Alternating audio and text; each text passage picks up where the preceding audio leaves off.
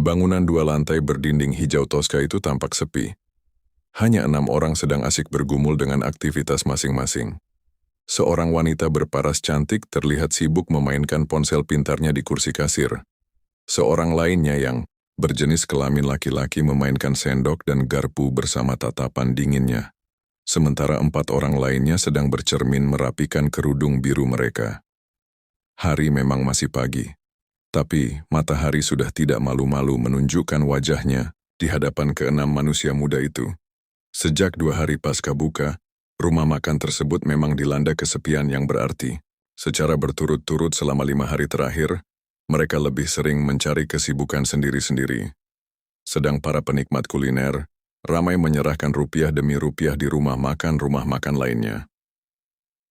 Shirley yang merupakan pemiliknya, sudah sejak awal mencoba berbagai cara untuk membuat rumah makannya itu selalu ramai pembeli. Mulai dari mempekerjakan chef andal, menyewa bangunan di tempat strategis, memberikan warna teduh, membuat iklan di media sosial, hingga memberlakukan diskon besar setiap harinya. Namun apa mau dikata, rumah makan itu tetap bagai sebuah pohon di tepi jalan sunyi. Rencananya siang nanti salah seorang teman Shirley akan mendiskusikan rencana ke depan usaha kulinernya tersebut. Waktu pun seperti jalan mulus yang lengang, mudah dilalui tanpa rintangan, detik-detik menjadi menit dan jam telah dilalui. Sebuah sedan putih berhenti tepat di sebuah rumah mewah. Lelaki bertubuh tinggi semampai keluar dari pos jaga. Dia sudah hafal siapa pengemudi mobil itu. Tanpa buang waktu, dirinya segera membukakan pagar dan mobil itu langsung memasuki halaman berhiaskan bunga-bunga yang cantik. Shirley yang sudah menunggu lama, bergegas mengajak tamunya itu menuju ruang santai. "Aku minta maaf telah membuatmu menunggu lama." Bukan masalah.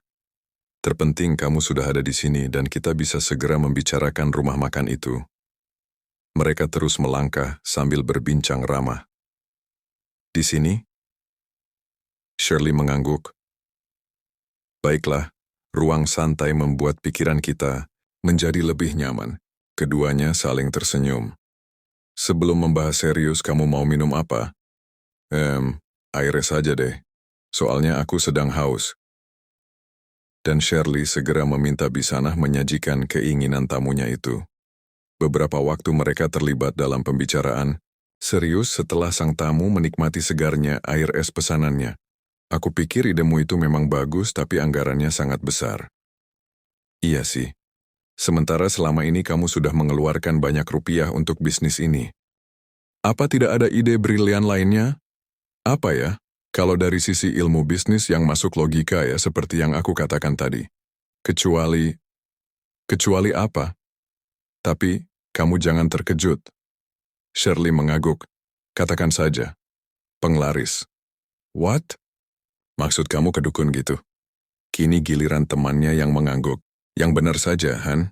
Masa hari gini masih percaya dukun?" "Ya, itu hanya pengecualian aja sih. Soalnya, dari pengalaman beberapa orang yang pernah kutemui, dagangan mereka laku keras karena adanya penglaris." Shirley menatap temannya itu dengan sangat serius. Temannya mengaguk untuk meyakinkannya. Sesuai saran dan arahan temannya itu, Shirley akhirnya memutuskan beralih strategi. Dari yang semula sangat logis dengan didasari ilmu bisnis, sekarang dirinya menggunakan ilmu magis. Bisa dikatakan, dia sedang putus asa hingga mengiyakan kata-kata temannya tersebut. Sebuah botol berisi cairan yang disebut minyak kuyang pun dia keluarkan dari dalam tas. Perlahan dia oleskan cairan itu di kursi dan meja makan yang ada di rumah makan miliknya. Begitu pula dengan peralatan masak dan makan, semua mendapatkan olesan yang sama. Dirinya mendapatkan minyak ini dari seorang dukun di pedalaman Kalimantan. Alhasil, rumah makan miliknya ramai pengunjung yang menikmati beragam menu lezat. Para pekerja sibuk menunaikan tugas mereka masing-masing. Shirley tampak begitu riang gembira. Tanpa menyia-nyiakan kesempatan, dia dokumentasikan momen membahagiakan itu dengan kamera ponsel pintarnya. Bergegas pula dia kirimkan foto-foto dan video tersebut ke temannya itu. "Ya, Johan." Tak lama kemudian sebuah pesan suara masuk di ponsel pintarnya. "Wow, amazing. Rame banget. Selamat ya. Gadis cantik itu tersenyum sendiri setelahnya dan merekam suaranya. Ini berkat saran kamu. Terima kasih ya abang yang ganteng. Beberapa waktu setelah pesan suaranya terkirim, balasan pun dia terima. Jangan lupa selalu patuhi aturan mainnya. Oke beres. Sip. Mau makan siang bareng? Di rumah makanku? Bagaimana kalau di bawah pohon besar seperti minggu lalu? Di tepian sungai maksud kamu. Nah itu kamu ingat. Bagaimana? Oke. Tunggu aku di sana. Begitulah muda-mudi itu jika sudah berkomunikasi. Keduanya sangat akrab. Tak jarang orang mengira Shirley dan Johan saling mencintai dan berharap dapat menjadi suami istri. Padahal, mereka bukanlah sepasang kekasih. Pertemanan mereka sudah lama terbina sejak kecil saat keduanya sama-sama duduk di bangku sekolah dasar. Hari-hari berikutnya pertemuan mereka kian intens, betapa tidak. Rumah makan Shirley hanya 2 hari mendapatkan banyak pengunjung, setelahnya kembali sepi. Apa kita perlu mencari dukun lainnya? Memang kamu tahu dukun lain yang lebih hebat? Tentu saja tahu. Begini-begini aku pakar di bidang marketing dan pemasaran. Iya, aku percaya. Kamu emang ahlinya dari yang umum hingga khusus. Lalu, mereka tertawa bersama, dan kemudian langsung berangkat menuju salah seorang dukun yang dipercaya, mampu melariskan barang atau jasa. Tempatnya sangat jauh dari kota yang mereka tinggali. Perlu waktu 15 jam perjalanan darat dan 3 jam jalur sungai untuk sampai di rumah sang dukun itu. Meskipun demikian, tak masalah bagi keduanya, terutama Shirley yang sangat ingin usaha kulinernya maju. Apapun akan dia lakukan untuk mencapai cita-citanya sebagai pengusaha sukses. Dan setelah menempuh perjalanan panjang yang tentunya sangat melelahkan, mereka sampai di tempat tujuan. Sebuah rumah panggung tinggi sudah ada di hadapan mereka. Banyak orang yang mengantri di sana. Untungnya ukuran rumah itu panjang sehingga mereka dapat mengantri dengan duduk nyaman di bagian terasnya. Udara segar dan pemandangan yang alami menambah kenyamanan itu. Perlahan panjang antrian berkurang. Ya tak terasa sudah 4 jam Shirley dan Johan menanti panggilan masuk sang dukun. 1 jam berikutnya mereka dipanggil. Duduklah. Mereka mengiyakan dan langsung duduk di hamparan kain hitam di depan sang dukun. Kalau ingin orang-orang datang dan menikmati menu-menu lezat di rumah makanmu, syaratnya tidak sulit. Shirley terkejut mendengarkan perkataan pria tua di hadapannya. Beliau tahu apa yang menjadi keluh kesahmu. Percayalah. Johan meyakinkannya. Lalu apa syaratnya, Kek? Shirley penasaran. Pertama, ubah warna cat rumah makanmu menjadi hijau tua dan merah menyala. 2 warna itu favorit Jin di pulau ini. Shirley mengangguk takzim. Kedua, kamu tidak boleh makan dan minum kecuali nasi putih dan air bening. Tanpa sayur dan lauk, Kek? Shirley memastikan. Sang dukun mengangguk. Ketiga, sebelum tidur kamu harus mandi darah ayam hitam. Lalu membilasnya dengan air hujan. Tak lama kemudian pertemuan sakral itu pun berakhir. Keduanya mohon diri dan bergegas pulang ke kota mereka. Kini, bangunan megah itu dominan dengan warna hijau tua dan merah menyala.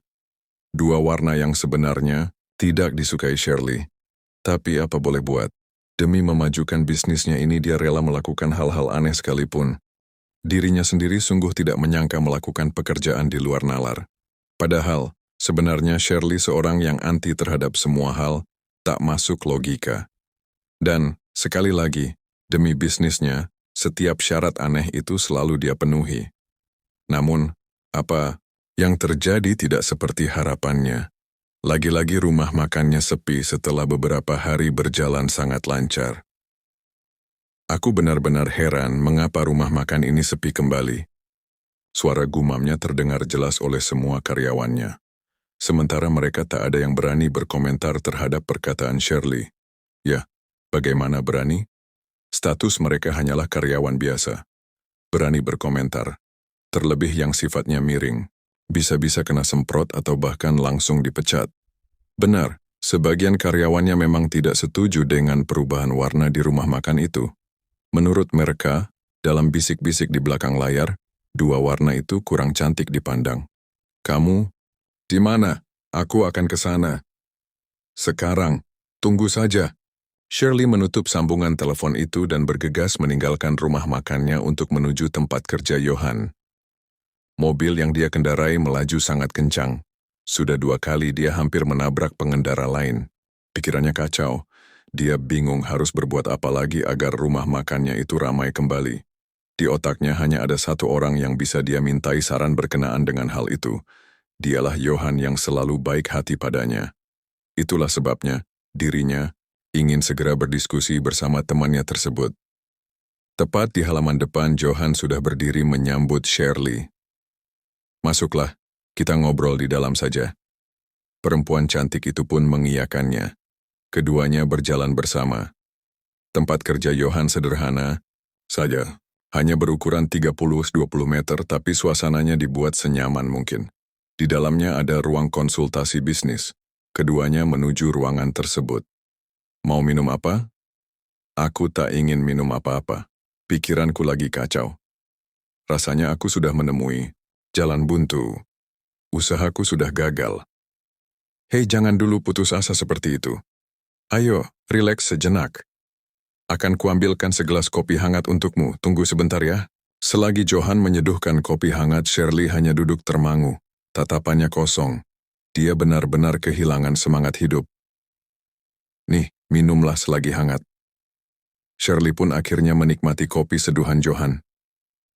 Sebenarnya pasang surut dalam bisnis itu adalah hal yang lumrah. Ya, seperti roda yang berputar. Solusinya? Jalani saja. Toh semua strategi dan upaya termasuk klinik sudah kamu jalankan. Langkah selanjutnya ya pakai yang lebih kuat. Apa itu? Ini yang pamungkas. Tahan lama enggak? Dijamin tahan selamanya. Ayah. Serius kamu? Jangan-jangan seperti yang sudah-sudah lagi. Awalnya saja ramai, setelahnya sepi kembali. Aku ingin yang benar-benar berkualitas. Kali ini beda, percayalah. Oke, sebutkan, apakah itu? Anand Packer. Merayu iblis. Cu, apa kamu bilang barusan? Merayu iblis yang benar saja? Ya, benar. Kamu harus bisa merayu iblis langsung. Jadi, tidak lagi melalui perantaraan dukun manapun. Caranya, kamu harus bertapa di tempat khusus. Khusus? Johan mengaguk. Di mana? Di bukit tertinggi. Maksud kamu tertinggi di Indonesia? Lelaki itu menggeleng. Lantas di mana? Masih di Kalimantan. Bertapalah di sana. Banyak yang berhasil setelah pulang dari bukit itu. Percayalah. Shirley terdiam beberapa waktu. Bagaimana? Sorot matanya yang tajam menatap lekat-lekat pada sosok pria di depannya. Kali ini dia terlihat sangat serius. Kalau kamu setuju, aku akan mengantarkanmu sampai di sana. Sampai berapa lama aku harus berada di tempat itu? Tak ada yang bisa memastikannya. Tapi dari pengalaman orang-orang yang pernah melakukannya, waktu pertapaannya antara 10 sampai 40 hari. Shirley terdiam lagi. Johan pun tak mau memaksa wanita cantik itu untuk mengiyakannya. Suasana pun menjadi hening. Sesekali udara dari luar menerpa wajah mereka yang terlihat beku. Tak ada senyuman, apalagi tawa yang sering menyertai pertemuan mereka. Berat juga untuk memutuskannya. Tapi, jika memang ini cara yang terbaik, aku setuju. Menurutku inilah yang terbaik, sebab semua strategi bisnis dan cara klinik lainnya sudah kamu lakukan sedangkan hasilnya sangat tidak memuaskan. Iya sih, kenyataannya memang begitu. Jadi kesimpulannya apa? Sepertinya cara ini memang harus kucoba. Ya, aku akan melakukan pertapan itu di sana. Johan mengacungkan jempol ke Shirley. Lalu mereka terlihat bersantai sejenak di ruangan itu. Perjalanan panjang dan sangat melelahkan telah dilalui Shirley bersama Johan. Selain mereka, ada juga beberapa orang yang sedang berusaha mendapatkan petunjuk dari sang penghuni bukit tertinggi itu. Entah apa saja yang mereka minta, yang jelas, belasan orang sedang duduk bersila dengan mata terpejam. Johan yang sebenarnya hanya menemani Shirley, akhirnya juga ikut bertapa. Mereka sama berdiam diri dalam sebuah gua besar di bukit tersebut. Sehari-hari hanya duduk, buang air, makan, minum, dan tidur dengan posisi duduk tentulah sangat membosankan. Terlebih mereka tidak diperbolehkan mengaktifkan ponsel dan benda elektronik lainnya. Penerangan pun hanya boleh dinyalakan seadanya saat malam hari atau ketika hujan tiba. Dan saat malam yang ke-40, Shirley dibuat tak nyaman dengan aroma aneh yang menyengat hidungnya. Han, bangun Han. Shirley mencoba membuat pria itu bangun untuk menemaninya. Ada rasa takut menghantuinya saat itu. Betapa tidak. Aroma aneh itu kian kuat menyengat indera penciumannya. Han, bangun. Kok enggak bangun-bangun sih? Malah mendengkur lagi. Han, bangun. Selain dengan kata-kata, Shirley menggunakan tangannya untuk membangunkan Johan. Tapi apa yang dia lakukan hanya sia-sia. Kamu tidak perlu membangunkannya. Sebuah suara dengan sangat jelas di telinga Shirley. Tak pelak lagi dia sangat terkejut. Dia perhatikan sekeliling. Tak ada orang yang terlihat baru bersuara. Mereka dalam keadaan tertidur pulas.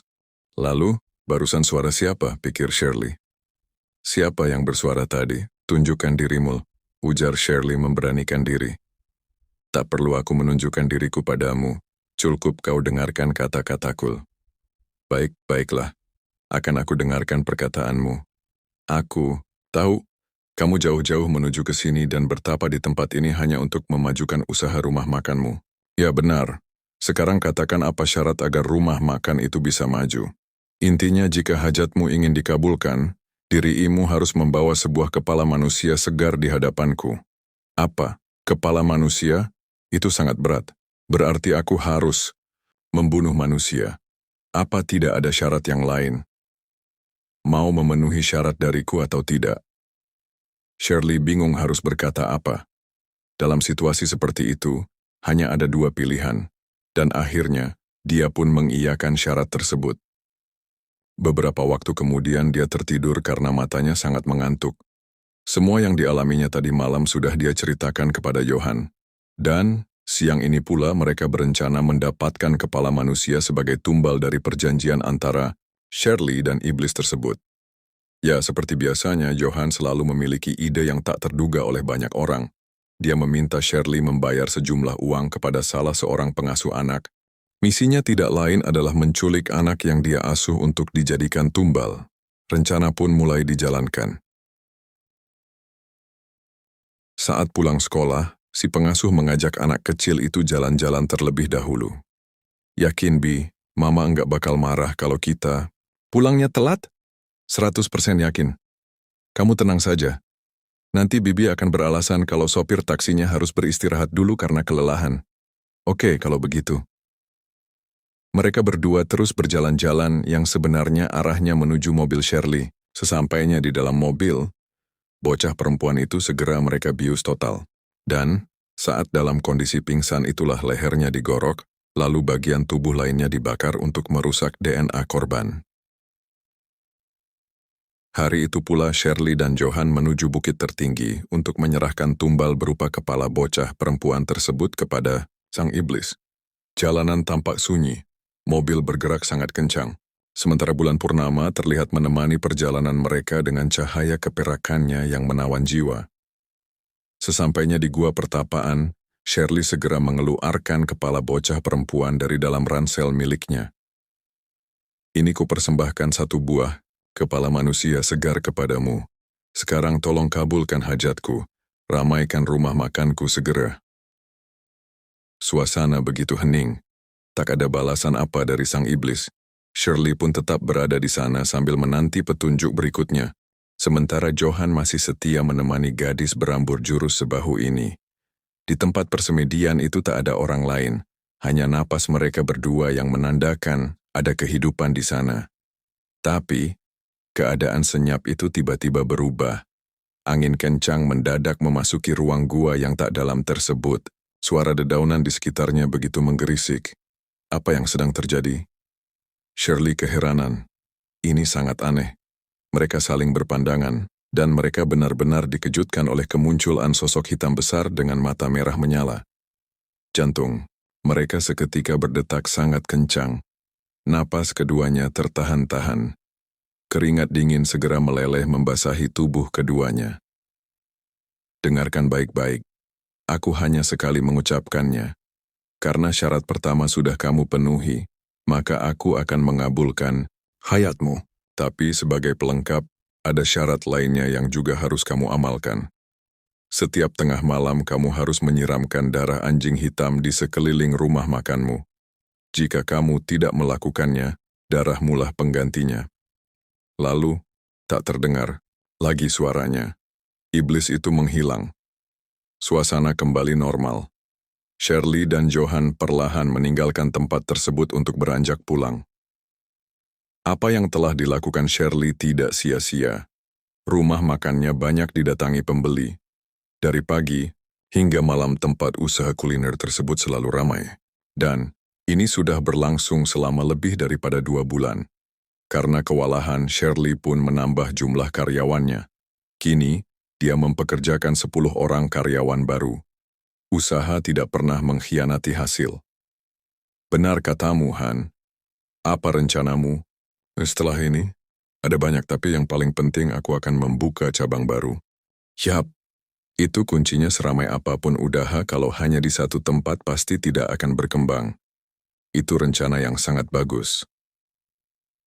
By the way, kira-kira di mana ya lokasinya? Di mana ya?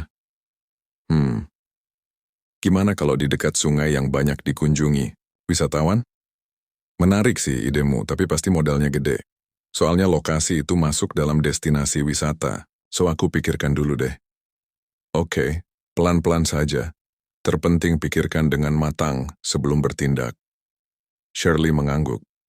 Meski terkesan santai, pembicaraan mereka selalu saja membahas ide-ide yang bagus. Begitulah mereka sejak dulu tidak mau berbincang tanpa manfaat. Detik berganti menit, lalu berlanjut menjadi jam demi jam yang dilalui tanpa bisa berhenti. Layaknya manusia pada umumnya, Shirley pun tak luput dari sakit. Sudah beberapa hari ini dia dirawat di rumah sakit terbaik di kotanya. Dia meminta Johan untuk sementara waktu menggantikannya dalam hal urusan bisnis kulinernya. Tentu saja termasuk juga urusan pelaris. Setiap tengah malam Johan menyiramkan darah anjing hitam di sekeliling rumah makan Shirley. Namun, tanpa disadari keduanya hal itu termasuk dalam melanggar perjanjian dengan sang iblis. Pada malam kelima, tepat saat Shirley mulai menjalani rawat jalan, dia merasakan keanehan di rumahnya. Suhu udara turun drastis padahal pendingin ruangan tidak sedang dinyalakan. Keanehan berikutnya listrik tiba-tiba mati, sementara di rumah lain tetap menyala. Apakah ini tanda penghuni bukit tertinggi yang datang? Tanya Shirley berani. Tak ada jawaban apapun. Katakanlah apa maumu. Tetap tak ada sepatah kata menyambut pertanyaannya. Apa ada penambahan syarat lainnya yang harus kupenuhi? Kamu melanggar perjanjian. Shirley mendadak dikejutkan dengan 3 kata yang baru saja didengarnya itu. Melanggar? Ya, tapi aku sama sekali tak melanggar perjanjian kita. Bohong. Aku tidak berbohong. Dasar manusia, tidak pernah mau mengaku salah. Kamu sudah tidak lagi menyiramkan darah anjing hitam. Itu adalah pelanggaran. Dan kamu harus dihukum. Aku, beberapa hari ini sakit dan soal penyiraman itu sudah diwakilkan temanku. Aku tak mau mendengar alasan apapun. Bagiku kamu sudah melanggar perjanjian kita. Kini saatnya kamu mendapatkan hukuman dariku. Bersiaplah. Shirley mulai panik. Dia bersiap melarikan diri, tapi tubuh Shirley segera terangkat dan dia mengalami sesak napas. Iblis itu mencekik leher gadis cantik itu hingga tewas. Dengan cepat, pula bagian tubuh bawahnya terjatuh di lantai sedangkan kepalanya menghilang. Tak pelak lagi, darah segarnya berceceran tak keruan di lantai keramik rumahnya. Keesokan harinya, kepala Shirley ditemukan di dalam panci opor ayam rumah makan miliknya.